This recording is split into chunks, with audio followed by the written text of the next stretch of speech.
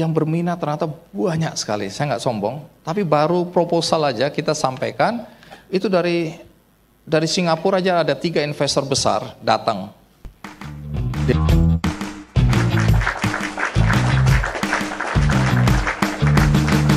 Saya ini investasi brand yang sebenarnya tidak dengan sengaja. Begitu. Nah, menariknya ini saya baru sadar, Arto sudah mengatakan beberapa kali, tapi saya belum mau menyimpulkan apakah itu benar atau tidak. Sampai kemudian, saya dan teman-teman kan lagi proses membuat satu platform crowdfunding. Nah, waktu kami sedang dalam proses, terus kami mencari investor, karena apapun juga ini harus dijalankan. Tujuannya sebenarnya bagaimana bisa membantu ini charity, bisa membantu saudara-saudara kita yang membutuhkan bantuan, karena dari 260 juta penduduk Indonesia, 10% itu masih di bawah garis kemiskinan. Nah, saya adalah orang yang, nanti saya ceritakan kenapa saya merasa kemudian tertarik untuk terjun ke kegiatan sosial. Ya, jadi dari 14 tahun yang lalu sebenarnya saya sudah mulai lebih firm, ya saya akan terjun ke kegiatan sosial. Kebetulan bahwa saya punya program namanya Kick Andy. Kemudian ada kegiatan sosial yang luar biasa di belakang layar melalui Kick Andy Foundation. Nah, tapi ini sudah 14 tahun, Kick Andy juga 14 tahun, saya tiba-tiba merasa sudah cukup. Saya hidup memikirkan orang lain. Saya ingin menikmati sisa hidup saya. Karena banyak orang menyangka saya lahir dari keluarga berada, keluarga kaya. Enggak, saya ini sejak lahir miskin. Orang tua saya pernah bercerita bahwa mereka pernah kaya. Tapi karena nggak ada fotonya saya nggak percaya. Tapi bukan pula karena saya mereka jadi miskin, bukan. Tapi pokoknya hidup saya susah lah. Ibu saya tukang jahit. Pernah jadi kasir di satu restoran, dijemput pagi subuh-subuh, naik mobil sayur, bukan di atas sayurnya, di dekat sopir. Nah, dan pulang baru larut malam sehingga saya dan kakak-kakak saya itu harus mandiri, ngurusin diri sendiri. Karena ayah dan ibu saya bercerai, pisah. Jadi single parent ini ngurusin saya dan 2 kakak perempuan saya. Saya anak bungsu dari 5 bersaudara. Ayah saya membawa 2 kakak saya, hilang entah kemana.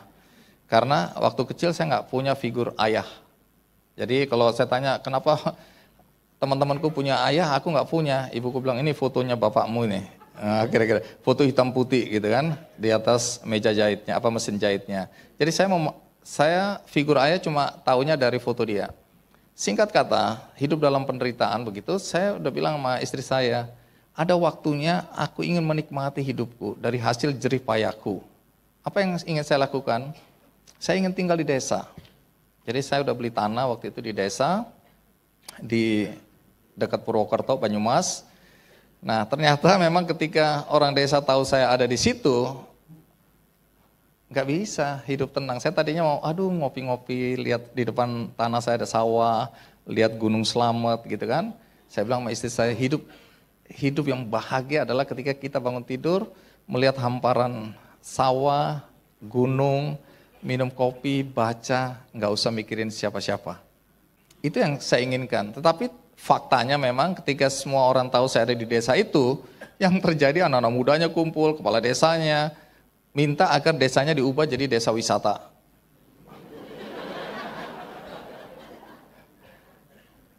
Ya susah lah saya untuk bilang tidak. Maka 50 anak saya bawa studi banding ke Lembang. Karena mereka ingin punya seperti dusun bambu di Lembang. Terus ada floating market di Lembang. Kebetulan saya kenal 2 pemiliknya, saya minta izin dan dia jelaskan konsep, pemiliknya menjelaskan. Pemiliknya adalah yang baju Eiger tadi ya, orang baik namanya Pak Roni. Nah kemudian saya bawa 50 anak desa ini studi banding di tempat yang tidak berjauhan di floating market. Singkat kata, saya dapat dukungan dari pemilik Eiger, dia bilang, udah Bang Andi, saya kasih 1,5 miliar, kita nanti arsitek saya turun ke sana, kita bikin danau-danauan, nanti kita bikin ini, ibu-ibunya kita kurasi, bikin ini. Saya ke pesantren, Pak Kiai-Kiainya juga bilang, Bang Andi kita juga mau, oke, coba bantu apa yang bisa kita lakukan. Akhirnya kita coba tumbuhkan kewirausahaan sosial di situ dengan sudah mulai ya, di situ ada kopi, terus sekarang tanaman organik, dan kemudian ada kebun durian punyanya desa, dan seterusnya, dan seterusnya.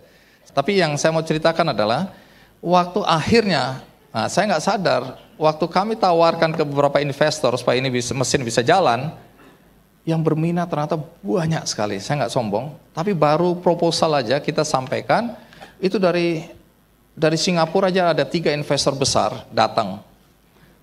Dia bilang, kalian butuh berapa? Saya bilang sekian juta US dollar. Oke, kita mau, tapi dengan beberapa bentuk kerjasama. Akhirnya dari Indonesia ada 3 juga.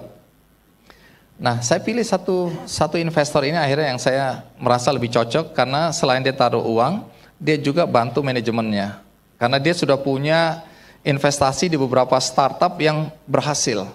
Ya, saya bilang oke, kita pilih dia. Nah, kemarin kami ketemu di kantor mereka, dan waktu kami rapat saya lihat startup yang pernah mereka invest sudah begitu banyak. Tapi saya lihat kenapa fotonya manusia-manusia aja. Saya bilang bukannya perusahaannya yang penting kalian invest. Kenapa wajah foundernya yang kalian taruh di sini?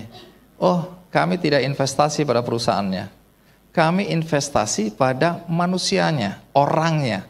Jadi begitu kami lihat Pak Andi, kami udahlah tutup mata, kami percaya. Apalagi bidang yang Pak Andi masukin ini, crowdfunding ini, itu sosialnya yang kental. Pak Andi buat kami, itu wajahnya udah wajah sosial. Jadi tanpa sadar sebenarnya saya sudah membangun brand saya, tanpa saya sadari, itu termasuk di dalam unbranding tadi. Jadi kita nggak pasang iklan, nggak war-war, nggak promo kemana-mana, tapi orang langsung mengetahui tentang kita, mengenal kita, dan spesifik. Orang tahu bahwa Andi Noya identik dengan kegiatan sosial.